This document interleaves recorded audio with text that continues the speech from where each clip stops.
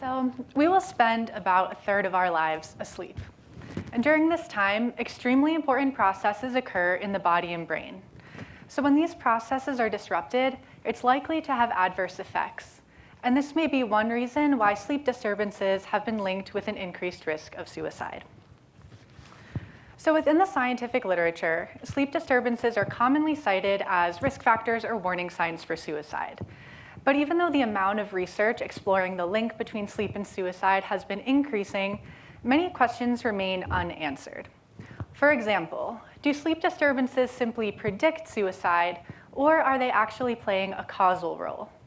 To answer questions like this, we need experiments. But designing experiments has been a challenge for the field of suicide research for many years due to obvious ethical and practical barriers. But new technology, like virtual reality or VR, has made it possible to overcome many of these challenges. The first study to use virtual reality to study suicidal behaviors in a lab setting was conducted here at FSU, and they found evidence that VR is both a safe and valid way to study suicidal behaviors. The two virtual reality scenarios that were used in this study involved simulating a self-inflicted gunshot and jumping from a great height. In my study, I used these two virtual suicide scenarios to help me explain the link between sleep and suicide. So my main research question is essentially, does sleep deprivation lead to increased risk for suicide? And if so, why might this be the case? So to answer these questions, I've designed an experiment. In my study, participants are randomized to one of three groups. All three groups are asked to spend an overnight in our research lab.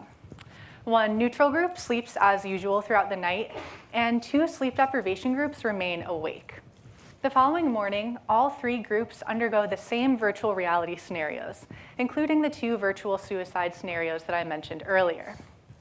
The difference between the two sleep deprivation groups is that for one group, ending the sleep deprivation requires that they choose the suicide option in at least one of the virtual suicide scenarios. So for that group, suicide has an incentive or a function because it ends sleep deprivation. But for the other sleep deprivation group, the sleep deprivation will end whether they choose a suicide option or not. So for that group, and similarly for the neutral group, suicide has no incentive or function. So while it's still too early to look at the results of my study, there are several possible outcomes. I'm planning to analyze the differences in virtual suicide completion rates between all of the groups in order to determine which group had the highest likelihood of engaging in virtual suicide.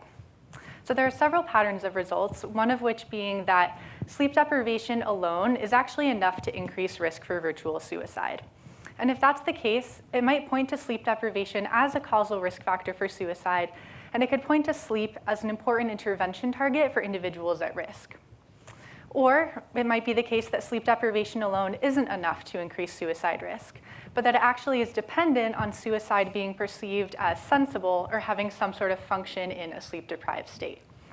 And if that's what we find, then it might point us towards developing interventions that actually target what suicide means to people, depending on the situation that they're in. But regardless of the results, this study will have important implications moving forward for the way that we guide our research and target our interventions with the ultimate goal of preventing suicide. Thank you.